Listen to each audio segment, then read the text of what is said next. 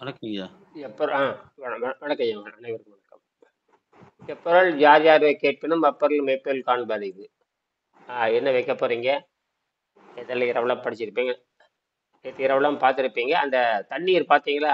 விண்வெளியிலிருந்து தண்ணீர் வந்ததா, பூமியிலிருந்து தண்ணீர் வந்ததா? பாத்தேங்கய்யா. நீங்க சொன்ன மாதிரி அது வெளிய இருந்து வர்றதுக்கான அந்த சாத்தியம் தான் இருக்கு. உள்ள இருந்து வருவதற்கு எந்த சாத்தியம் இல்லை அப்படின்ற மாதிரி ஒரு கட்டுரையை தான் அறிவியல் பார்த்தேன். ரீதியாக ஆனா ஒண்ணு, இந்த பூமி பிளந்து தண்ணீர் உள்ள போயிடும். அது மட்டும் தெரியும். பூமி பிளந்து தண்ணீர் உள்ள போயிடும். நம்ம பூமி ம். பார்த்தீங்கன்னா, பூமியில் இருக்கிற எரிமலை குழம்புடைய வெப்பம் வந்து 5000 டிகிரி. பூமியில் இருக்கிற வெப்பம் எரிமலை குழம்புடைய டிகிரி பார்த்தீங்கன்னா, எரிமலை வெல்கனோஸருடைய அந்த வெப்பம் வந்து 5000 டிகிரி. ஆனால் அதிகபட்சமா பூமியில் இருக்கிற ஒரு எந்த பொருள் உருகுவதற்கு உருகி காணா போறதுக்கு 4000 டிகிரியே போதுமானது. பூமியில இருக்கிற எல்லா பொருளும் உருகி காணா போறது, கண்ணுக்கு தெரியாம காணா போறதுக்கு 4000 டிகிரி இருந்தா போதும். 4500 டிகிரி இருந்தால் பூமியில எதுவுமே இருக்காது. ஆனா ம். கிட்டத்தட்ட பாத்தீங்கன்னா பூமிக்குள்ள 5000 டிகிரி இருக்கு. ஏன் அப்ப காணா அந்த எரி பிளம்பா வெளியே வரும் பொழுது 5000 டிகிரி இருந்திருக்கு. இப்ப இருந்துட்டு தான் இருக்கு. ஓகே. ஆனா பூமி வந்து காணா போகல. ஆனா 4500 டிகிரி இருந்தாவே பூமி காணா போயிருக்கணும். ஆச்சரியமா இருக்கு. அந்த காற்று வந்து சுத்தி அழுத்தி பிடிச்சிட்டு இருக்கு. பூமியை விரிவடையாம பண்ணிட்டு இருக்குது. பூமியை விரிவடையாம பண்ணிட்டு இருக்கு.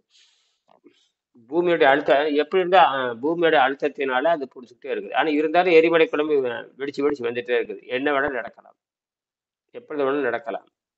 பொழந்துச்சுன்னு வச்சுக்கோங்க. நீங்க அந்த முதல் நீங்க பாத்தீங்கன்னா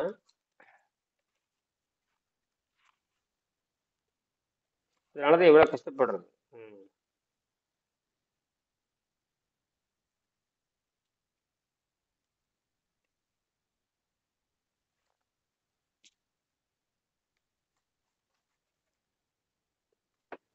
16 பக்கம் எடுங்க. 16 பக்கம். 15. 16 எடுத்து 16, 17, 18.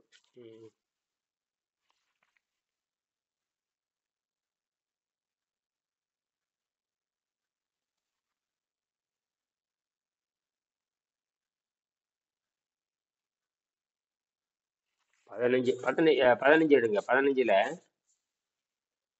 உடல்நலம் என்ற தலைப்பை எடுத்துக்கொண்டால், நீருணுமர் என்ற நீருணுமர் என்ற வைத்தியம் திருக்குறளில் திருவள்ளுவரால் சிபாரிசு செய்யப்பட்ட சிறந்த முறை. நம் உடலில் உள்ளே சேர்ந்து விட்ட பழைய மருந்துகளை வேறு எந்த வைத்தியத்தாலும் வெளியே எடுக்க முடியாது. மருந்தினால் மருந்தை வெளியே எடுக்க முடியாது. தண்ணீரை மட்டும் உணவாக கொண்டால் பழைய மருந்துகளை என் உடலிலிருந்து வெளியே எடுத்து என் உயிரை நான் காப்பாற்றிக் கொண்டேன். திருவள்ளுவரால் சிபாரிசு செய்யப்பட்டது. உடல்நலம் என்று தலைப்பு எடுத்துக்கொண்டால் நீருணுமுறை என்ற வைத்தியம் திருக்குறளில் திருவள்ளுவரால் சிபாரிசு செய்யப்பட்ட சிறந்த முறை. அதாவது திருவள்ளுவர் வந்து என்ன சொல்லாருங்கிறது நேரடியாக அனுபவிச்சு கண்டுபிடிச்சதுதான் இது. மற்றதெல்லாம் சொலவாடை. மற்றதெல்லாம் வந்து யார் செஞ்சு பார்த்தாங்களான்னு தெரியல. என்னென்ன செஞ்சு நான் திருக்குறளை நான் சொல்லி பார்த்தேன், திருவள்ளுவரை சொல்லி பார்த்தேன், திருக்குறளை சொன்னதை நான் வந்து செஞ்சு பார்த்து நான் அனுபவிச்சேன் அப்படின்னு எனக்கு ஒன்றும் தெரியல. யாராவது நிரூபிச்சிருக்கிறாங்களா? நான் திருவள்ளுவர் சொல்ற மாதிரி மரம் வச்சேன், திருவள்ளுவர் சொல்ற மாதிரி நான் செஞ்சு பார்த்தேன், அப்படின்னால எனக்கு வந்து அப்படின்னு இது வரைக்கும் யாராவது சொல்லியிருக்காங்கன்னா இது வரைக்கும் எனக்கு சொன்ன மாதிரி தெரியல. திருவள்ளுவர் சொல்ற மாதிரி நடந்து பார்த்தேன், நான் குற்றம் இல்லாம கற்று பார்த்தேன் அப்படின்னு, குற்றம் இல்லாமல் நான் கற்றுக்கொண்டேன், திருவள்ளுவர் சொல்ற மாதிரி செஞ்சு பார்த்தேன் அப்படின்னு இது வரைக்கும் யாரும் எழுதலை. ஆனா இங்க வெங்கடேசன் சொல்றாரு, திருவள்ளுவர் கூறியபடி நீருணவு முறையை பின்பற்றி திருவள்ளுவர் கூறியபடி நீருணவை பின்பற்றி திருவள்ளுவரால் சிபாரிசு செய்யப்பட்ட திருக்குறளில் திருவள்ளுவரால் சிபாரிசு செய்யப்பட்ட சிறந்த முறை நம் உடலில் உள்ளே சேர்ந்துவிட்ட பழைய மருந்துகளை வேறு எந்த வைத்தியத்தாலும் வெளியே எடுக்கவே முடியாது. மருந்தினால் மருந்தை வெளியே எடுக்க முடியாது. தண்ணீரை மட்டும் உணவாக கொண்டால் பழைய மருந்துகளை உடலிலிருந்து வெளியே வெளியெடுத்து என் உயிரை நான் 7 வருடங்களுக்கு முன்பு காப்பாற்றிக் கொண்டேன். அந்த நன்றி உணர்ச்சியின் காரணமாக உலகத்திற்கு இந்த பழைய முறையை மறுபடியும் தெரிவிக்க வேண்டும். அப்ப நீர் உண்ணும் முறை ஏற்கனவே இருக்கு. திருவள்ளுவர் சிபாரிசின் செய்தின்படி நான் 7 வருடத்துக்கு முன்னாண்ட இது அந்த குறிப்பிட்ட காலத்துக்கு முன்னாடி காப்பாற்றிக் கொள்ளுங்கிறாரு. இம்முறையில் நம்முடைய ரத்தம் அது அடர்த்தி அது அது அடையக்கூடிய மிக அதிக அடர்த்தியை மேக்சிமம் டென்சிட்டி பெற்று விடுவதால் எந்த நோயும் எதிர்க்கும் சக்தி உண்டாகிறது. என்னுடைய டாக்டர் நண்பர்களிடம், என்னுடைய மருத்துவ நண்பர்களிடம் எய்ட்ஸ் நோயாளிகளை என்னிடம் அனுப்பும்படியும் இந்த யோக முறையினால் அவர்களை குணப்படுத்த நான் முயற்சிக்கிறேன் என்றும் நான் கூறினேன். அவர்களும் ஒத்துழைக்க சம்மதித்தார்கள். இயற்கையோடு இயைந்த வாழ்வு இந்த நீருணு முறை என்னுடைய 7 வருட அனுபவத்தில் 100 முறைக்கு மேல் சரி பார்க்கப்பட்டு என் சொந்த ஆராய்ச்சியில் நிரூபிக்கின்றன. வேண்டுமென்று நான் பல வகை ஆகாரங்களை உண்டு பார்த்து அவற்றை மாறிவிட்ட என் உடல் பல வகையில் தள்ளுவதை, ரிஜெக்ட் செய்வதை நான் பார்த்திருக்கிறேன். இது எனக்கும் தெரியும். அப்படியே கீழே வாங்க. மனித உடல் முறைப்படி சுத்தம் செய்யப்பட்ட பின் விண்வெளியின் சக்தியை பெற்று வாழ ஆரம்பிக்கிறது. தான் பெற்ற உயர்வான நிலையிலிருந்து கீழே இறங்க அது விரும்புவதில்லை. 3 வேளை சாதாரண உணவு உண்டு. மறுநாளே எனக்கு சளி பிடித்தது உண்டு. மறுபடியும் படிப்படியாக உணவை குறைத்து உள்ளே சேர்ந்த விஷத்தை, அதை சுற்றி இருந்த நீரையும் பல நாட்களில் வெளியேற்றி உடலை பழைய நிலைக்கு சுத்தமான நிலைக்கு நான் கொண்டு வந்து இருக்கிறேன். இதை பலமுறை செய்து பார்த்திருக்கிறேன். ஒரு புதிய கருத்தை மாணவர்களுக்கு சொல்லிக் கொடுப்பதற்கு முன்பாக அதை பலமுறை பரிசோதித்து பிறகு வெளியே கொடுப்பது ஒரு முறையான ஆசிரியரின் கடமை என்பதால் நான் அவ்வாறு செய்து பார்த்தேன். பரிணாம சித்தாந்தத்தின்படி என் உடல் கடந்துள்ள நிலை மேலானது, நிலையானது, இயற்கையானது என்பதோடு யோக முறை பரிணாம முன்னேற்றத்தை, எவல்யூஷனரி ப்ராசஸ் வேகப்படுத்துகிறது என்பதையும் அனுபவத்தால் என்னால் உணர முடிகிறது. விண்வெளி வாழ்க்கைக்கு தகுந்தபடி இயற்கை மனித உடலை உருவாக்கி இருக்கிறது என்பதையும், மனிதனின் விண்வெளி வாழ்க்கை தள்ளிப்போட முடியாதபடி காலத்தில் கட்டாயமாக ஏற்பட்டு விட்டது என்பதை நான் விவரிக்கின்றேன். அந்த படத்தை பாருங்க. இந்த படத்தை ஒரு பூமி மாதிரி ஒரு படம் போட்டிருக்குது. எரிமலை குறைவு போட்டிருக்குது, மேலோடு போட்டிருக்குது, எரிமலைகள் உள்ள போட்டிருக்குது. உள்ள அந்த மேக்மைன்ற பாறை குழம்பு எவ்வளோ இருக்கு, இந்த ஆரம் எவ்வளோ இருக்கு, சுமார் எல்லாம் பாருங்க. இந்த படத்தை பார்த்தா தெரியும். அப்படியே பாருங்க. அந்த வட்டமாக இருக்குது பாருங்க. அந்த பார்த்துட்டு அது இருக்கிறது படிங்க. ரொம்ப ஆபத்தான நிலை. இதுக்கு மேலே ஒரு விஞ்ஞானி, ஏன்னா வெங்கடேசன் சாதாரண ஆள் கிடையாது, ஏதோ 2 உடற ஆள் கிடையாது. இந்த ஆள் இவர் எப்படின்னு கேட்டிங்கன்னா சிவில் இன்ஜினியர். 30க்கும் மேற்பட்ட கண்டுபிடித்தவர். எப்படி ப்ராஜெக்ட் ரிப்போர்ட் தயாரிக்கணும், எப்படி தொகுக்கணும், எப்படி விவரிக்கணும், எப்படி தொகுத்து விவரிக்கணும், எப்படி மொழிபெயர்க்கணும் அப்படின்னு நாடும் தெரிஞ்சிருக்கணும் ஒரு மனிதனுக்கு. தொகுத்தல், விரித்தல், தொகை விரித்தல், மொழிபெயர்த்தல், யாத்துதல் அப்படிங்கிற மாதிரி சொல்லணும். இதை பார்த்தீங்கன்னா சாதாரணமாக ஒரு தமிழ் முனைவரோ அல்லது ஆங்கில முனைவரோ யார் பார்த்தாலும் இந்த புத்தகத்தை அவ்வளோ சீக்கிரம் புரிந்து கொள்ள முடியாது. ஏன்னா இது ப்ராஜெக்ட் ரிப்போர்ட். எப்படி முழுக்க அறிவியல் மெய்யறிவியல் ரெண்டும் சேர்ந்தது. வெறுமனே அறிவு கண்ணோட பார்த்தாலும் புரியாது, வெறுமனே மெய்யறிவு கண்ணோட பார்த்தாலும் புரியாது. 2 கண்ணோட்டம் இருக்கணும். என்ன கண்ணோட்டம் இருக்கணும்? மெய்ஞானமும் விஞ்ஞானமும் சேர்ந்த 2 பேரை பார்க்கணும். 2 கண்ணோட்டம் இருக்கணும். எவனுக்கு இருக்குது இந்தியாவுல? ஒரு பயலுக்கும் கிடையாது. மெய்யறிவு பேசி புட்டக்கரையா போயிடுவான், அறிவியலை பேசி அதை விட மோசமா போயிடுவான். இப்ப சொல்லுங்க. ஒரு கண் இதுவாகவும் மறு கண் அதுவாகவும் 2 கண்ணோட்டத்தை வச்சு பார்க்கும் பொழுதுதான் நம்ம வந்து முன்னையும் நோக்கி பார்க்க முடியும், பின்னையும் நோக்கி போய் பார்த்துட்டு வர முடியும். பொருத்தி இல்லாட்டி வந்து போகணும். அறிவியலோடு பொருந்தி பேசணும். இந்த ஜால்ரா அடிக்கிறது, சாம்பி வேடம் போடுறது, பட்டை அடிச்சுக்கிறது, கொட்டை எடுத்துக்கிறது, சித்தர்னு பேசிட்டு வீணா போறது, அறிவியல் பேசிட்டு வீணா போறது, இதெல்லாம் தேவையற்றது. 2ஐயும் இணைக்கணும். இதுதான் உலகத்துல 2 2 இணைக்கிற ஒரே பாலத்தையும் அலுவலகம். இணைக்கணும். 2 பாலத்தையும் இணைக்கணும். அதுதான் இது உலகத்திலே முதல் முயற்சி இவர் தான். டார்வினும் செய்யல. இங்க இருக்கிற இந்தியாவில் இருக்கிற எந்த இந்தியாவில் இருக்கிறவங்க பூரா யாருங்க? இவன் சும்மா வியாபாரிகளுக்கு என்ன தெரியும் உங்களுக்கு? ஒரு ஆராய்ச்சியாளர் தான் செய்ய முடியுமே தவிர சாதாரண செய்ய முடியாது. வள்ளுவரே சொல்லுவாரு, ஆராய்ச்சி செய்யாமல் எதை ஏற்றுக்கொள்ளாதீம்பாரு. ஆராய்ச்சி செய்யாமல் எதை ஐயா, அந்த நிலையில இருக்கவங்க எல்லாம் சம்டைம்ஸ் பேசவே மாட்டாம அவங்க பாட்டுக்கு தியானத்திலேயே இருந்துட்டு போறவங்களும் இருக்காங்க இல்லையா? லைக் வந்து வெளியே வந்து எதுவுமே பேசாத மாதிரியான. அவங்களுக்கு என்ன பிரயோஜனம்? உலகத்துக்கு எந்த நன்மையும் கிடையாது. அவங்க வந்து அப்படி சொல்லிட முடியாது இல்லையா? எதுவுமே நன்மை இல்லை. என்ன செஞ்சுட்டு போறேன்? எக்ஸ்டர்னலா அவங்க எதுவுமே மூவ் பண்ணாம இருக்கலாம். அவங்களுக்கு யார்கிட்ட பேசணுமோ, அவங்க என்ன செய்யணுமோ அதை செஞ்சுட்டு தான் சொல்றதுல நமக்கு மேபி நமக்கு எல்லாரும் 100 பேர், இப்ப ஒரு 10 பேர் தத்துவத்தை கண்டுபிடிச்சு 10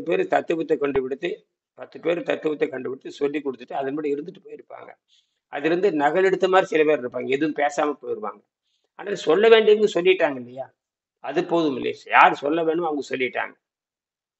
அவங்க வந்து எப்படி, இப்ப நான் இதை கண்டுபிடிக்கல, இந்த புத்தகத்தில் இருக்கிற ஒரு வரி கூட எனக்கு சொன்ன கிடையாது. ஆனால் இதன்படி உணர்ந்து நான் மக்களுக்கு சொல்லிக் கொடுக்க முயற்சி பண்றதுல, அப்ப இதை செய்யாம போனா என்ன அர்த்தம்? அந்த மாதிரி தான். அப்ப பிறருக்கு சொல்லிக் கொடுக்காம போறது சுயநலம். நான் எழுதாம இருந்தாலும் பரவாயில்ல, நானே எழுதி, நானே கண்டுபிடிச்சு, நானே செய்து பார்த்துருக்கேன். செய்து பார்த்து பிறகு சொல்றேன். இது எப்படின்னு கேட்டீங்கன்னா, ஒரு விஞ்ஞானி கண்டுபிடிச்சு கொடுத்ததோட வெளியே போயிடுவான். இது அப்படி இல்லை. உலக பயன்பாட்டு கொண்டு வர முயற்சி பண்ற மாதிரி இதுதான் பெரிய விஷயம்.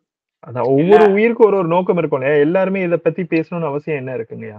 இப்ப நமக்கு தெரியுது, நம்ம பேசணும். இப்ப பேசணும் காட்டிதான் உலகத்துக்கு போகுது. இல்ல மூடி வச்சுட்டு போயிட்டோம்னா அது நம்ம பேசுறோம். மித்தவங்க வந்து அவங்களுடைய நோக்கம் அதுவாக இல்லாம இருக்கலாம் இல்லையா? எல்லாருக்கும் இதே நோக்கம். அவர் சமூகத்துக்கு செய்யற அவர் குற்றம் தான். சமூகத்துக்கு செய்யற குற்றம் தான் அது. நீ பிறருக்கு சொல்லித்தராமல் போனீங்கன்னா அவ்வளவுதான், முடிஞ்சு போச்சு. செஞ்சு காட்டிட்டு தான் போகணும். செய்து காட்டி போட்டு தான் போகணும். செஞ்சு காட்டினவங்க தான் எல்லாருமே. உங்களுக்கான இந்த நேரம், உங்களுக்கு நீங்க ஏதோ ஒரு நோக்கத்தில் கொண்டிருக்கிறீங்க. அது இயற்கையில இருக்கிற மாயை, அது மோசமான தன்மை. எல்லாரும் சொல்லி கொடுக்குறாங்க, அந்த எண்ணத்தோட நீங்க பாக்குற அது எதோ பொழுதுபோக்கு. இன்னைக்கு இந்தியாவில் இருக்கிற அத்தனை பேருமே சித்தரும் புத்தரும் பேசி வீணா பொழுதுபோக்கிட்டு இருக்காங்க தவிர எந்த பிரயோஜனம் கிடையாது. ஓங்கி அடிக்கணும், செஞ்சு காட்டு. நீங்க ஏதோ சொல்லி நசம். ஒரு சாதாரண தன்னோட நோயை தனக்குத்தானே வர நோயை குணமாக்க அப்படிங்கிற அளவுக்கு லட்சணம் இருக்குது. அது சாபக்கேடு. இப்பதானே புரியுது. நீருணவு முறை திருவள்ளுவரால் சிபாரிசப்பட்டது, திருவள்ளுவரால் பரிந்துரைக்கப்பட்டது அப்படிங்கிறது உலகத்துல எங்கேயுமே இல்லையே. இப்பதானே சொல்றான். 30 வருஷமாக தண்ணி தோண்டி 100 கோடி ஆண்டாச்சு. அது எங்க இருந்தா வந்தது? அது பூமியில இருந்து வந்தது. அது எங்க இருந்தா வந்தது? பூமி வரும்பொழுது கல்லத்தான் வருது. கல்லுன்னா மலைன்னு அர்த்தம், கல்லுன்னா பாறைன்னு அர்த்தம். இந்த பூமியே பாறை தான். கல்லுனா பாறைன்னு அர்த்தம். கல்லுனா பாறை. இந்த கருத்து எனக்கு இன்னும் உடன்பாடு இல்லைன்னு சொல்ல முடியாது. பட் ஆனா ஏதோ சித்தர்கள் அவங்கவுங்க நிலையில இருந்துட்டு அவங்கவுங்க இன்னமும் வந்து காட்டுலயும் மேட்லயும் அங்கங்க இருந்துட்டு அவங்களுக்கான நல்லதை செஞ்சுட்டு தானே இருக்காங்க மக்களுக்கு. அது எப்படி இல்லைன்னு நீங்க சொல்றீங்கன்னு எனக்கு புரியல.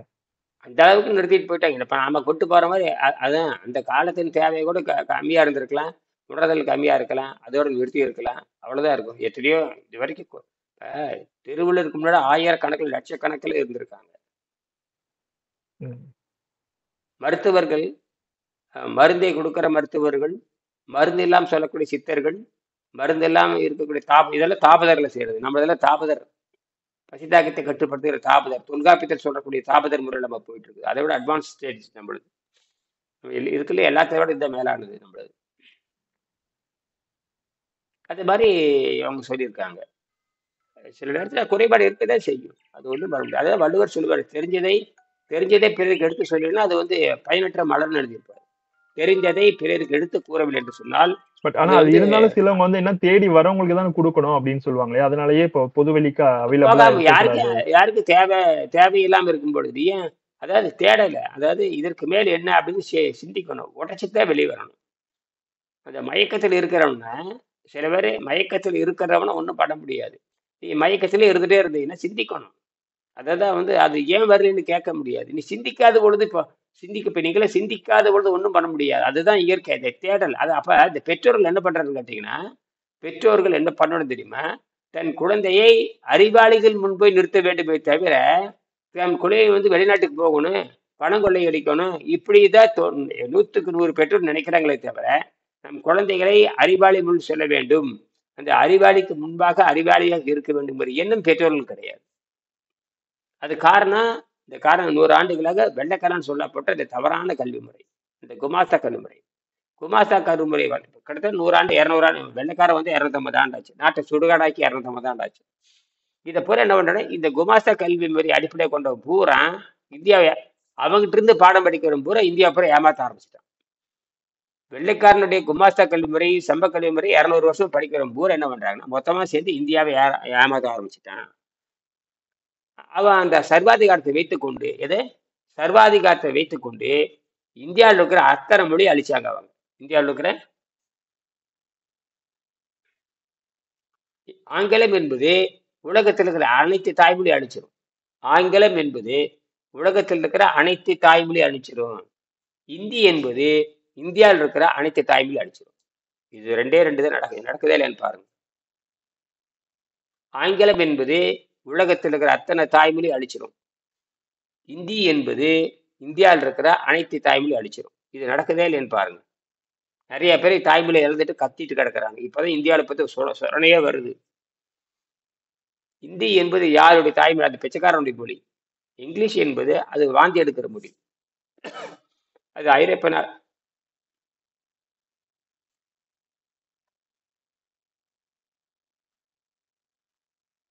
சத்தம் வரல ஐயா. இந்த மொழிக்கான தேடுதல்லையும் இந்த மதத்துக்கான தேடுதல்லையும் நிறைய உயிர்கள் பலி போயிருக்கு இல்லையா?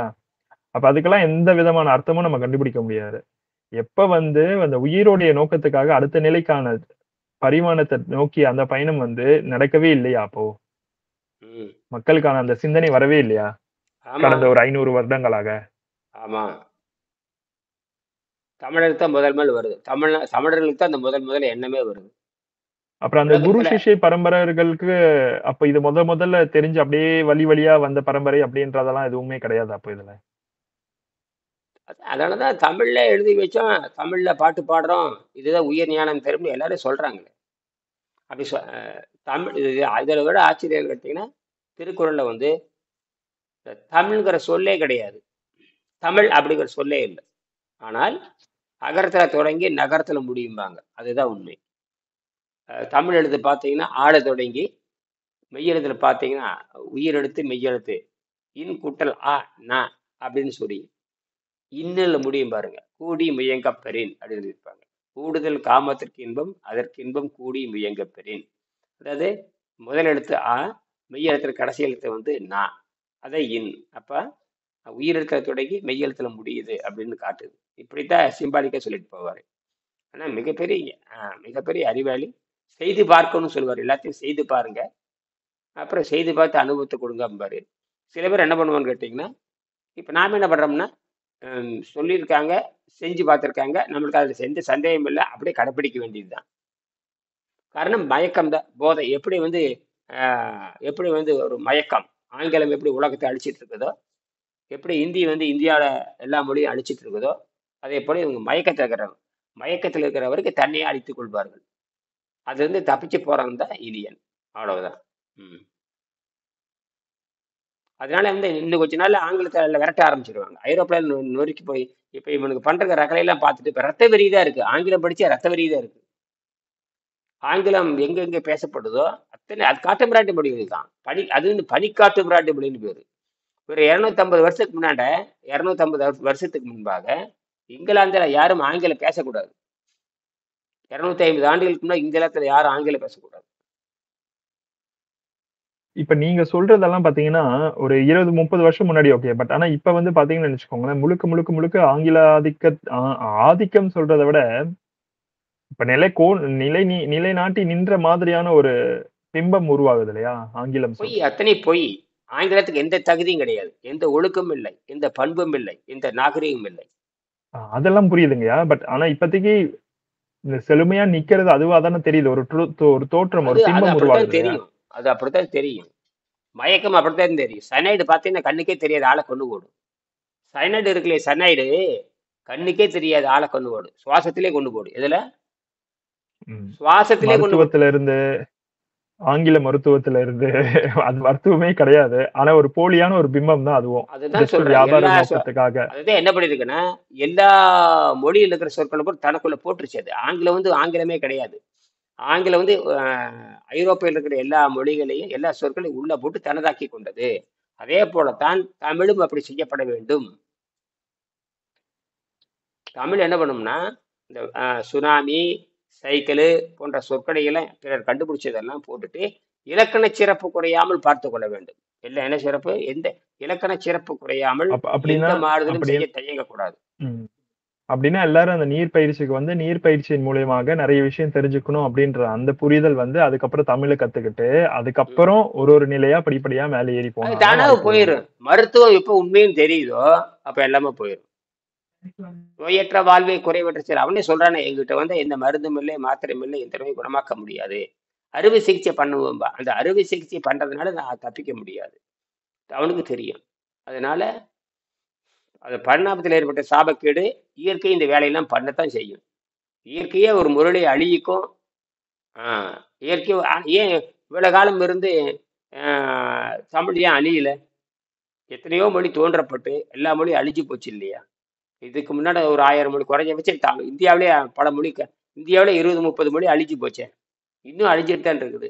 இது காரணம் ஒரு மொழியினுடைய அந்த மொழிக்கு, அந்த மொழியினுடைய வெறிய, இதை படிச்சா அப்படி வரும் இப்படி வரும் பொய் சொல்லி சொல்லி சொல்லியே கொண்டு போயிடுறது. ஆங்கிலம் படிச்சு அறிவு வர போறது இல்லை.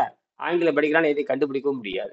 ஆங்கிலம் வந்து ஒரு வயிற்றுப்பழப்பு மொழி, அவ்வளவுதான். பிச்சை எடுக்கிறதுக்காக கண்டுபிடிக்கப்பட்டது. அது வந்து எது வயிற்றுப்பழப்புக்காக அடுத்தவங்க பேசுறதுக்காக சொல்லப்பட்ட தவிர ஆங்கிலத்தில் எந்த அறிவும் இல்லை, எந்த பண்பும் இல்லை, எந்த நாகரிகமும் இல்லை, எந்த ஒழுக்கமும் இல்லை.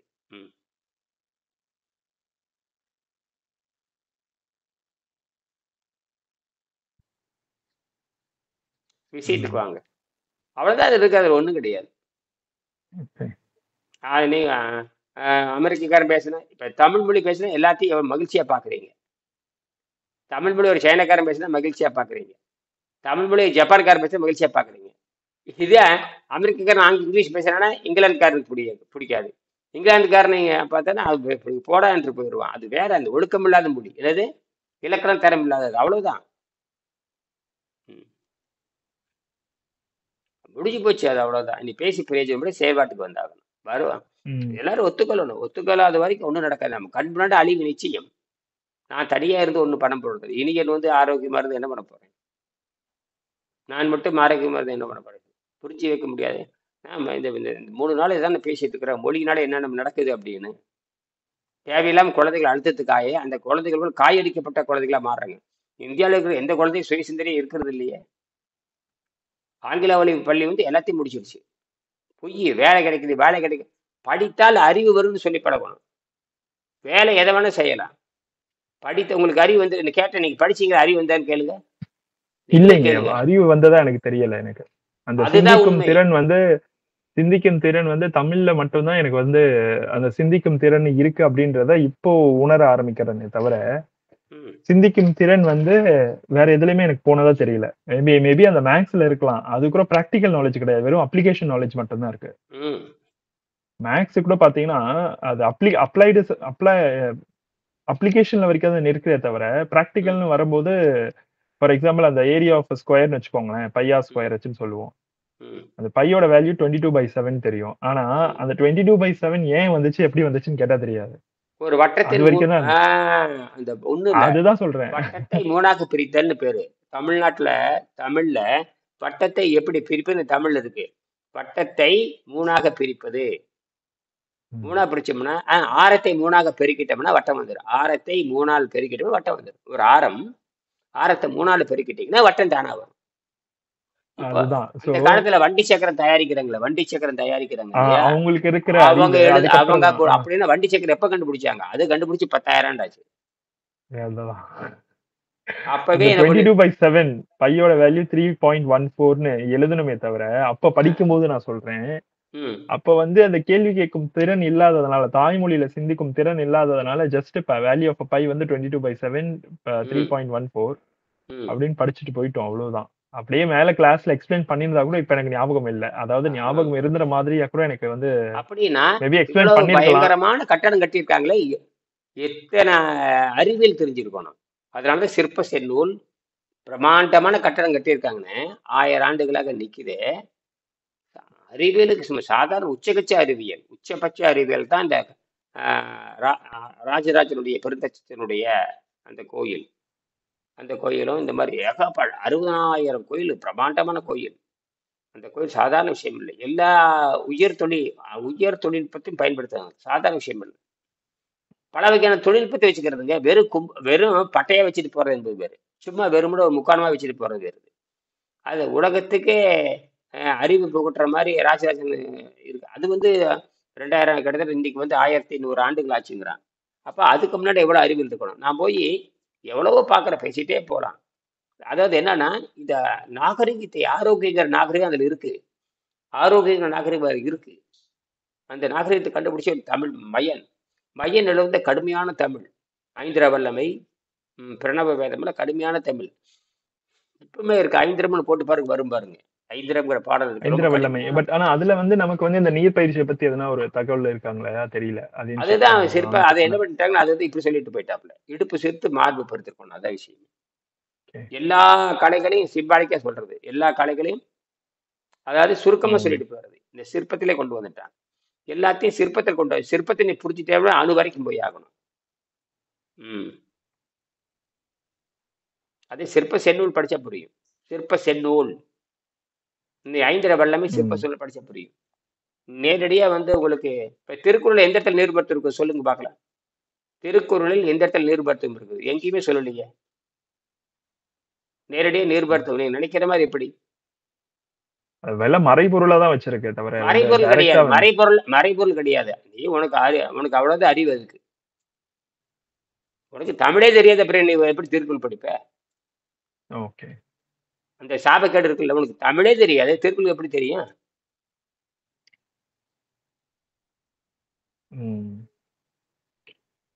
அப்ப அந்த அந்த படிச்சு பார்த்துட்டு அப்படியே போயிட்டு மதிப்பெண் வாங்குறதுக்கு தானே படிச்சீங்க எல்லாருமே. ஆங்கிலத்தை எதுக்கு படிச்சீங்க? அறிவு வர்றக்கா? இல்ல, வயிற்று பிழைப்புக்காக படிச்சீங்க. இப்ப புரியுதா? வயிற்று பிழைப்பு வேற வேலை செஞ்சிருக்கிறது. தொழில் வந்து எல்லாரும் செய்யறதானே. பிறவியே தொழில் செய்யறதானே. பிறவி வடிவம், அதுக்கப்புறம் மேல்நிலை வடிவம் இருக்கு. பிறவிலே மேல்நிலை வடிவம் இருக்கு. அதாவது பொருள் தேடுகின்ற வடிவம், அது ஒரு மனசு. வந்த வடிவம் வீணா உலகம் பேசி பேசி வீணா போறது அந்த வடிவம். கூட்டுநிலை என்கிற மன வடிவம். ஒரு வெளிப்பட்ட இப்ப இது இப்படி இருக்கு. இப்ப என்ன பண்ணணும்? அப்போ அடுத்த நிலைக்கு என்ன பண்ணணும்? எல்லாரும் கத்துட்டு முதல்ல ஆரோக்கியத்துக்கு பக்கம் திரும்பணும். முதல்ல எல்லாரும் கத்துக்கிட்டு ஆரோக்கியத்துக்கு, போதைப் பொருள் உணவு பழக்கத்தை விட்டுட்டு வெளியே வரணும். உணவு பழக்கம் தான் சொல்றாங்க தவிர உணவு கட்டாயம் யாரும் நிரூபிக்க முடியாது. உணவு ஃபுட்டு ஹேபிடேஷன் அப்படிங்கிறான். அனிமல் ஹேபிடேஷன்ங்கிறான். எனிமல் ஹேபிடேஷன் தான் சொல்றேன் தவிர எனிமலுக்கு கட்டாயம் சொல்றது இல்லை. அவ்வளவுதான். அதாவது உணவு பழக்கத்தை பின்பற்றிட்டு போகுது. பறவைனா அது ஒரு வகையான உணவு பழக்கம். நீர் பறவைனா அது ஒரு வகையான உணவு பழக்கம். மரத்தில் வாழ்ற பறவைனா அதுக்கு தகுந்த உணவு பழக்கம். காட்டில் வாழ்ற விலங்கு வந்து ஒவ்வொன்றும் ஒவ்வொரு உணவு பழக்கத்தை வச்சிருக்குது. அந்த மாதிரி எல்லாம் உணவு பழக்கம் தானே தவிர கட்டாயம் கிடையாது. எல்லாம் தப்பா சொல்லிட்டானுங்க. வெள்ளைக்கார வந்துதான் உலகத்தை நாசம் பண்ணுறது. நம்ம இருக்கிற முட்டாள்தனத்துக்கு காரணமே வெள்ளைக்காரன் தான். The reason of our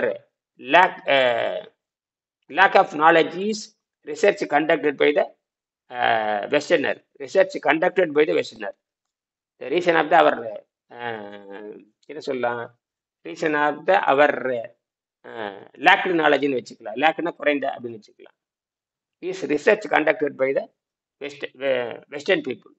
western people எடுத்துக்கொண்ட ஆராய்ச்சியின் காரணமாக தான் நம்மளுடைய அறிவின்மைக்கு காரணம், அல்லது பற்றாக்குறைக்கு காரணம், அல்லது நம்மகிட்ட இருக்கிற அரைகுறை அறிவுக்கு காரணம்.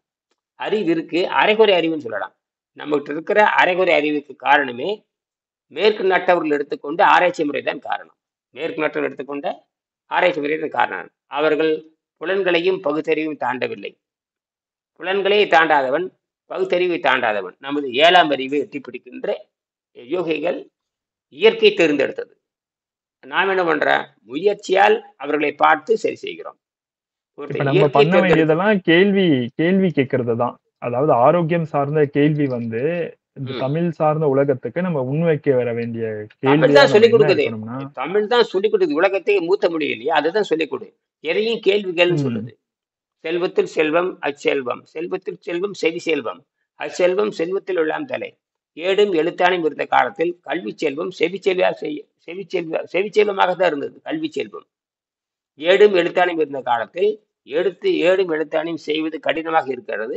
ஏடும் எழுத்தானையும் இருக்கும் பொழுது பொருட்செல்வம் அதிகமாக இருக்கிற காரணத்தினால் ரத்தன சுருக்கமாக சொல்ல வேண்டும் என்பதற்காக திருவள்ளுவர் 7 சொற்களை போட்டாரு. அதையும் சுருக்கிறாரு. அதனாலதான் வந்து திருக்குறளை பார்த்தீங்கன்னா இத்தச்சோடு தான் இருக்கும், அத்தனையும் முடிச்சுட்டு போயிட்டாரு. அது மைக்ரோ சிப்பை மாதிரி கொடுத்துட்டு போயிட்டாரு, நானோ மாதிரி கொடுத்துட்டு போயிட்டாரு. நானோவோ போட்டானே. இப்ப அதை படிச்சு பாருங்க நீங்க. அந்த 16ஆம் பக்கம் செல்வத்துள் செல்வம் செவி செல்வம். செவி செல்வம்ன்றது இங்க சொல்றது வந்து செவி வழியாக வருகின்ற ஞானத்தை சொல்றதா, இது அறிவை தானே சொல்றாங்க. மெய்ப்பொருள் காண்பது அறிவு அப்படின்னா அப்ப அந்த அறிவை தானே சொல்றாங்க. ஆமா.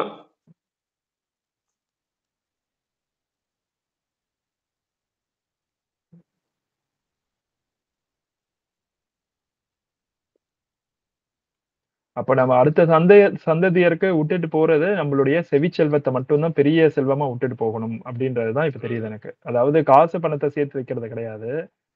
நம்மளோட அறிவை கண்ணு அவங்களுடைய அறிவை வந்து எதன்பால் சிந்திக்க தூண்டணும் அப்படின்றதுதான் வந்து நம்ம கேட்க வேண்டிய கேள்வியா இருக்கு. அதாவது ஆரோக்கியத்தை நோக்கிய பயணமா தான் இருக்கணும் அப்படின்றது. ஏன்னா பிகாஸ் இப்ப வந்து தேவையானது அந்த ஆரோக்கியம் தானே.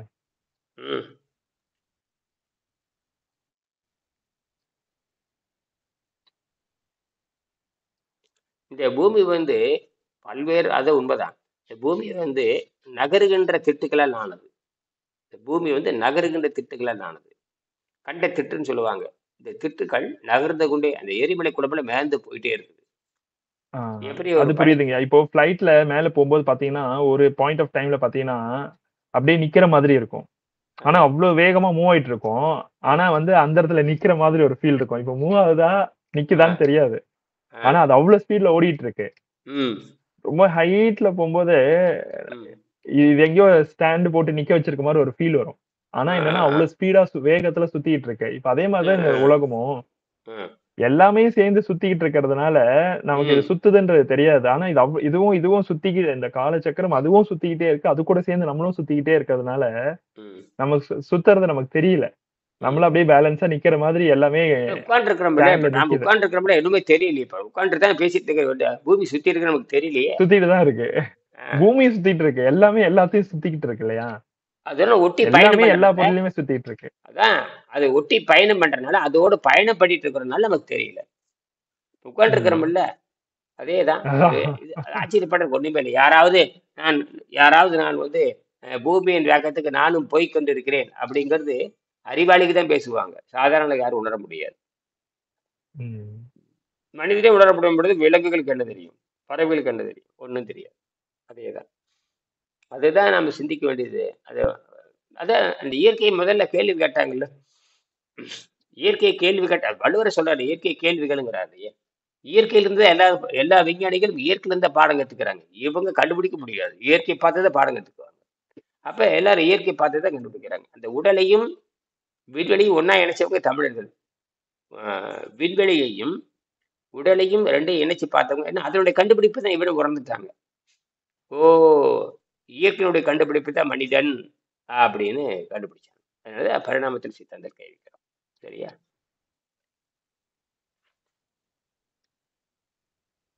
நீங்க சொல்லுங்க.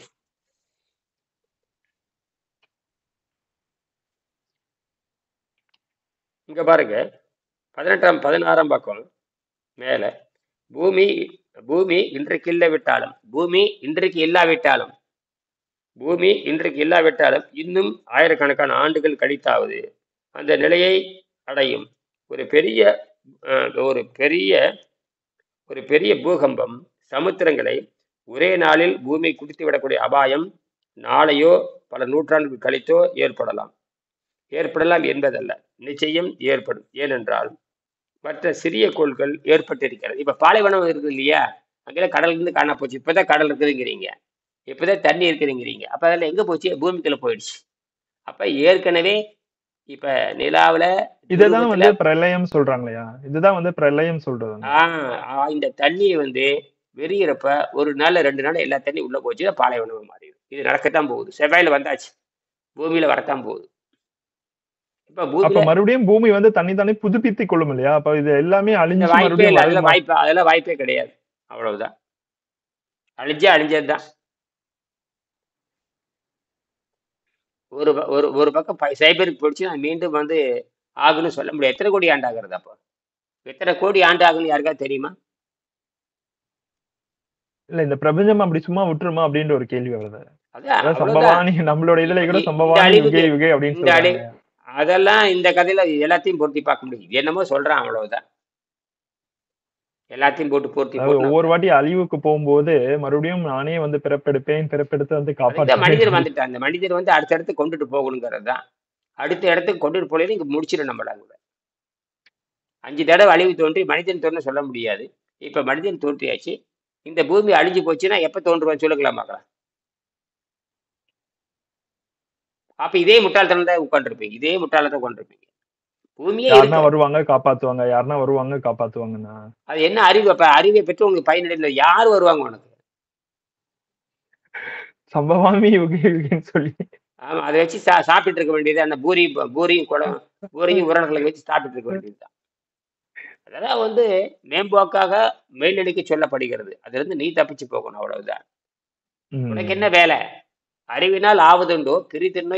அறிவினால் என்ன பண்ணுது? பிரச்சனைக்கு தீர்வு சொல்லணும். எதிர்காலத்தில் வர்றதுக்கு இப்பவே திட்டமிட்டு சொல்லணும். அதுதான் அறிவு. அதான் திருக்குறள் வந்தாருன்னா சொன்னாருன்னா செஞ்சுட்டு போயிடணும், அவ்வளவுதான். இப்படித்தான் இருக்குது. ஏன்னா பூமி அழிவு காரணமாயிடுச்சு இல்லை. இப்ப எப்ப தோன்றும் அப்படின்னு சொல்ல முடியாது. ரெண்டாவது விரிவு சுருக்கம். விரிவு வந்தாச்சு, குளிர்ச்சி வந்தாச்சு. இப்ப பாருங்க, 3 நிலை இருக்குது: விரிவு, குளிர்ச்சி, சுருக்கம். பிக் பேங் வந்தாச்சு, பிக் சில் வந்தாச்சு. -275 வந்தாச்சு. அந்த -273 செயற்கை செஞ்சு பார்த்துருக்காங்க, கிட்ட போய் பார்த்துருக்காங்க. 273 வரைக்கும் போயிருக்காங்க. அதுக்கப்புறம் குறைக்க முடியும். அதுக்கப்புறம் அந்த எலக்ட்ரான் ஜம்ப் ஆகி வேற பரிணாமத்துக்கு போகுது. அப்ப இயற்கை தன்னை அடித்துக் கொள்ளாமல் தன்னை தற்காத்துக் கொள்ளும். அங்கேயே இயற்கைக்கு அந்த எலக்ட்ரான் தப்பிச்சு போயிருந்துட்டாங்க, வேற பரிணாமத்துக்கு மாறுது. ஆனால் அது கிட்டத்தட்ட அது சரிதான். அப்சல்யூட் கண்டுபிடிச்சாச்சுன்னு தான் சொல்றானே தவிர கண்டுபிடிச்சு நிறுத்த முடியல. அதுதான் விஞ்ஞானம். அது தன்னை தப்பித்துக் கொள்கிறது. அதாவது மேக்சிமம் அப்சல்யூட் ஜீரோ பாத்தீங்கன்னா -275 போட்டிருப்பான். யாராவது ரீச் ஆயிருக்கான்னு கேட்டு பாருங்க. ரீச் கிட்ட நெருங்கி இருக்குன்னு சொல்லியிருக்கேன் தவிர ரீச் ஆனு சொல்லவே இல்லை யாருமே. போட்டு பாருங்க. அது ஏன்னா இயற்கை தன்னை மாற்றி வேற பரிணாமத்துக்கு மாறிடுது. இப்போ தண்ணீர் சூடு பண்றப்ப வேற பரிணாமத்துக்கு போயிருது. தண்ணீரை கொதிக்க வைக்கிறப்போ வேற பரிணாமத்துக்கு போயிருது. அந்த வேற பரிணாமத்தை அமைக்கிறப்ப இன்னொரு பரிணாமத்துக்கு போகுது. கெமிக்கல் ரியாக்ஷன் மாறிடுது, சம்மந்தம் இல்லாம அது மாறும். தண்ணீர் 3 நிலைன்னு சொல்றாங்க. தண்ணீர் அந்நிலையில் இருக்குது. தண்ணீர் 3 நிலைன்னு சொல்றீங்க. பொதுவாக நம்ம 3 நிலை தான், 3 பரிமாணம் நமக்கு தெரியும். அது 4வது நிலை நமக்கு புரிஞ்சு கொள்ள முடியாது. 4வது நிலை தான் அணுநிலை. அப்படித்தானே போகும். அந்த நிலை வேற மாதிரி இருக்கும். பண்பே வேற பண்பா இருக்கு. என்னது பண்பு? சாதாரண விஷயம் இல்லை. சாதாரண தண்ணி ஒரு நிலையில் இருக்குது, அது ஒரு பண்பு. திரவ நிலையில ஒரு பண்பா இருக்குது.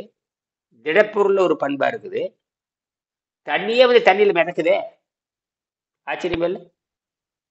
எல்லா பொருளும் கெட்டியாச்சுன்னா உள்ளதானே போகணும். இது கெட்டியாச்சுன்னா மேல மேந்துட்டு இருக்குது. இது எவ்வளவு ஒரு பண்பு இது யாராவது. தண்ணீர் கெட்டியாச்சுன்னா மிதக்க ஆரம்பிச்சிருது. தண்ணீர் கெட்டியாச்சுன்னா மிதக்க ஆரம்பிக்குது பாருங்க. தன்னைக்குத்தானே மிதவை உண்டாக்குது. தண்ணீர் தனக்குத்தானே மிதக்குதுங்க. எவ்வளவு பெரிய கண்டுபிடிப்பு பாருங்க. இது இயற்கை கண்டுபிடிச்சு வச்சிருக்கு பாருங்க. திடப்பொருளால உள்ளதானே போகணும். திடப்பொருள் மேய்ந்துட்டு இருக்கு. தண்ணியவே விளக்க ஆரம்பிக்குது. தானே தன்னை விளக்க ஆரம்பிக்கும். ஓ, உலகத்தை முடிச்சு போயிருவோம். இது இருக்கக்கூடாது விட இயற்கை தன்னை மாத்திக்கிச்சு.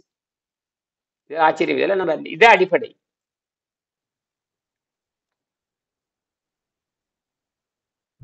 ஐயா ஒரு கேள்விங்கய்யா. இப்போ ம். மனிதன் வந்து அப்ப அந்த காலத்திலேயே வந்து அந்த 7ஆம் அறிவை நோக்கிய பயணத்துல யோகிகளா மாறி இருக்காங்க இல்லையா? ம். அவங்க வந்து விண்வெளிக்கு போக முயற்சி செய்யவில்லையா? அப்படின்ற கேள்வி எனக்கு வருது. ஆமா. அப்ப போயிருக்காங்களா? இந்த பூத உடலோட அதெல்லாம் இந்த கிடையாது. உடல்ல அதெல்லாம் கிடையாது. அதெல்லாம் கிடையாது. அதெல்லாம் கிடையாது. அதெல்லாம் கிடையாது. சோ அப்ப அவங்க 7ஆம் அறிவை எட்டி பிடிச்சு நம்ம தமிழர்கள் அந்த அதோட அறிவுல நிறுத்திக்கிட்டாங்க. இருந்திருக்காங்க. அந்த இது நம்ம இப்படி பயன்படுத்தணும். அந்த அந்த யோக முறையை வந்து நம்ம தப்பிச்சு பிறகு பயன்படுத்தணும். யோக முறையை பயன்படுத்தணும். ம். அப்ப நமக்கு மேக்சிமம் அவங்க என்ன என்ன வச்சிருக்காங்க அப்படின்னா, அதை வைத்து அந்த யோகத்தை வைத்து அந்த 7ஆம் அறிவை எட்டி பிடிச்சு வெறும் முக்தி தான் அடைஞ்சிருக்காங்களே தவிர, அந்த முக்தி அடையறதுக்கு முன்னாடி அவங்க வந்து அந்த அண்டத்துக்கு விண்வெளிக்கு குடியேறணும் அப்படின்ற அந்த பாயிண்ட்டுக்கு அவங்க மூவ் ஆன் ஆகல. அப்படிதானே நீங்க சொல்றீங்க? அந்த அறிவே இல்ல. நாம தான் கண்டுபிடிச்சு சொல்றோம். அந்த அறிவு நமக்கு தான். நம்ம தான் அவங்களை விட புத்திசாலின்னு அர்த்தம். இல்லைங்க. இந்த பாயிண்ட்ல வந்து எனக்கு கேள்வி வருது. அப்போ அவங்க அந்த பிறப்பையே அறுக்கிற அந்த ஸ்டேஜுக்கு போகும் பொழுது, ம். அவங்களுக்கு இந்த கேள்வி ஏன் வராம இருந்திருக்கும் அப்படின்னு எனக்கு அது அவங்களுடைய கேள்வி வருது. முட்டாள்தனம். அது அவங்களுடைய முட்டாள்தனம். இல்லைங்க. லைக் இது கொஞ்சம் அரகன்ட் மாதிரி நான் சொல்ல மாட்டேன். ஏன் அரகண்டா இருந்துட்டு ஏன் அப்படி போட்டோம். அவங்க அப்படிதான் அடிக்கணும். வேற வழி. Okay. வள்ளுவர் சொல்றாரு, இங்க இருந்து வேற பக்கம் போடாங்கிறாரு. நாங்க சொல்றோம் இல்ல, தமிழ் இருக்கு, இங்க இருந்து வேற பக்கம் போடாங்கிறாரு. வேற பக்கம் பூமியே இல்லையாங்கிறாரு. வேற பக்கம் நிலமே இல்லையாங்கிறாரு. எல்லாம் சொல்லியாச்சே நாம. நாங்க தமிழ் சொல்லுதே. எங்களுக்கு இப்பதானே புரியுது எங்களுக்கு. 353வது குறள் வந்து விண்வெளிக்கு பிறகு. ஆமா, திருவள்ளுவருக்கு மட்டும் தான் அறிவு இருக்கா? இனி எனக்கு அறிவு இல்லையா? இல்ல அப்ப அப்ப அந்த 7ஆம் அறிவை எட்டி பிடிச்சவங்களுக்கு எல்லாருக்குமே இது தோணி இருக்கணுமே. ஏன் தோணலன்னு நான் கேட்கிறேன் அந்த காலத்துல. அவங்களுக்கு முட்டாள்தனம். இல்ல அவருடைய 7ஆம் அறிவு முட்டாள்தனம் அவ்வளவுதான். தொட்டாச்சுன்னா எப்படி முட்டாள்னு சொல்றீங்க? 7ஆம் அறிவு தொட்டாச்சுன்னா அவங்க ஏன் எப்படி சொல்லல? முட்டாள்னு அப்ப நீங்க சொல்றீங்க? ஏன் சொன்னீங்க? இது கட்ட முட்டாள்தனம் தான். உனக்கு என்னடா போச்சு அறிவு? சொல்லி கொடுத்தோம்ல, நீ தானே பட்டை தீட்டுக்கணும் அப்படிம்பா. நீ தானே பட்டை தீட்டுக்கணும். வைரத்தை கொடுத்தாச்சு. நீயா வைரத்தை கொடுத்தாச்சு, நானே பட்டை போடுவேனான்னு கேட்பான். நான் வந்து பாடம் நடத்துறது நானே, பரீட்சை எழுதுறது நானேன்னு கேட்பான். பாடத்தை சொல்லி கொடுக்கலாம், நீ தானே பரீட்சை எழுதணும். இந்த மாதிரி கேள்வி இருக்குது. அதாவது அவங்களே அவங்களே கண்டுபிடிப்பாங்க, அவங்களே செஞ்சுக்குவாங்க, மறுபடியும் அவங்களே கண்டுபிடிப்பாங்க, அவங்களே செஞ்சுக்குவாங்க. நீ என்ன பண்ணிட்டு இருப்ப? உட்காந்து செத்துட்டே இருப்ப, எதையும் செய்ய மாட்டேன். உனக்கு வேலை கொடுக்கறதுக்கு தான் அவங்க செஞ்சுட்டு போயிருக்காங்க. நீங்க என்ன பண்றீங்க? அந்த நன்மையை வேறொரு நன்மைக்கு பயன்படுத்துறீங்க. முட்டாள். நான் இனியன்னு கேட்ட முட்டாள் தான் சொல்லுவேன். ஆமா, அந்த அளவுக்கு சொல்லி கொடுத்தது, அந்த அளவுக்கு சொல்லி கொடுத்து அவங்க சொல்லி கொடுத்து என்ன கண்டுபிடிச்சு, அவங்க சொல்லி கொடுத்தது எதையுமே செய்யாம என் வசதிக்கெல்லாம் கேள்வி கேட்க முடியாது. அவங்க சொன்னது எதையுமே நீங்க செய்யறது இல்ல, உங்க வசதிக்கு அவங்கள கேள்வி கேட்கறது. இவ்வளவு ஒரு அறியாமை பாருங்களேன். எத்தனையோ எத்தனையோ சொல்லியிருப்பாங்க, அதையும் செய்ய மாட்டேன். ஆனால் ஏன் இதெல்லாம் நீங்கள் சொல்லவில்லை? எப்படி சொல்லுவாங்களே யாராவது? இந்த 10,000 ஆண்டுக்கு பின்னாடி வர்றது முன்னாடி சில அறிவிப்பு கொடுக்கலாமே தவிர, இப்ப ஏன் கைபேசி கண்டுபிடிச்சு கொடுக்கலன்னு கேட்கற மாதிரி தான். செல்போன் ஏன் வந்து 1000 ஆண்டுக்கு முன்னாடி ஐன்ஸ்டீன் ஏன் கண்டுபிடிச்சு கொடுக்கல? ஏன் நியூட்டன் ஏன் கண்டுபிடிச்சு கொடுக்கல? ஏன் திருவள்ளுவர் போன் கண்டுபிடிச்சு கொடுக்கல? ஏன் கம்ப்யூட்டர் வந்து 10,000 மனுஷன் இப்படி கேள்வி கேட்டு போனோம்னா உனக்கு என்ன ஆச்சு? உன்னுடைய மூளை என்ன பண்ண? ஒன்றரை வயிற்று பழப்புக்காக கேவலத்துக்காக நீ ஊரை சுத்திக்கிட்டு இருக்கிற. யாரை கேள்வி கேட்கறேன்? ஆசிரியர் ஏன் இன்னும் 10,000 பின்னாடி இருக்குது, ஏன் முன்னாடி கண்டுபிடிச்சு கொடுக்கல? எப்படியாவது கேட்பாங்களா யாராவது? காலத்துக்கு தகுந்த மாதிரி தான் சிந்திக்க வேண்டும். என்னது? அது சரிங்கய்யா. அப்போ அந்த காலத்துல இதற்கான கட்டாயமும் அவசியமும் இல்லைன்றீங்களா? இல்லாட்டி அதற்கான தேவை இல்லாம இருந்ததா? ஆமா. விண்வெளிக்கு போக வேண்டிய தேவை இல்லாம இருந்ததா அந்த காலத்துல? ஆமா. அதனாலதான் சொல்லியிருப்பாங்க, தேவையில்லை. சொல்லியிருப்பாங்க, தேவையில்லை. சொல்லி இருப்பார்கள், தேவையில்லை. ஏன்னா அப்ப அந்த காலத்துல வந்து ஜனத்தொகை கம்மியா இருந்ததோ, ஐ மீன் ஆமா, வெறும் என்ன சோ அதனால வந்து வள்ளுவர் வெறும் அவங்க காலத்துல வந்து முக்தி வள்ளுவர் காலத்துல அடைகிறது. தமிழ்நாட்டுல எத்தனை பேர் இருந்திருப்பீங்க? வள்ளுவர் காலத்துல தமிழ்நாட்டுல 1,00,000 பேர் இருந்திருப்பாங்க. அதிகபட்சம் ஒரு 10,00,000 பேர் இருந்திருப்பாங்க. அது இந்தியா, தமிழ்நாடுங்கிறது இந்தியா பூரா சேர்ந்தது. இப்ப தமிழ்நாடுனா இங்க இருக்கிற கன்னியாகுமரி சென்னை வரைக்கும் கிடையாது. அது மூடி இருந்த குமரி கண்டம் சொல்றாங்க. குமரி கண்டம் தொடங்கி இல்லைங்கய்யா, இந்திய மலை வரைக்கும் இப்போ சேர்ந்ததுன்னு போக பேரு. போகதான் விவாதம் கொஞ்சம் சூடு பிடிக்குதுன்னு நினைக்கிறேன். அதனாலதான். தமிழ்நாடுன்னா ஏதோ வந்து கன்னியாகுமரி மாவட்டத்தையோ அது கிடையாது. கன்னியாகுமரி எங்க தெரியுமா தொடங்குச்சு? கடல்ல மூழ்கி போன குமரி கடை தொடங்கி எங்க இமயமலை தாண்டி ஆப்கானிஸ்தானை தாண்டி போகுது அது. இத்தனை பேரும் சேர்ந்தே மொத்தம் பாத்தீங்கன்னா ஒரு 1,00,00,000 பேர் இருந்திருப்பான் மொத்தமாவே. ஒரு 50,00,000 பேர் இருந்திருப்பான், அவ்வளவுதான்.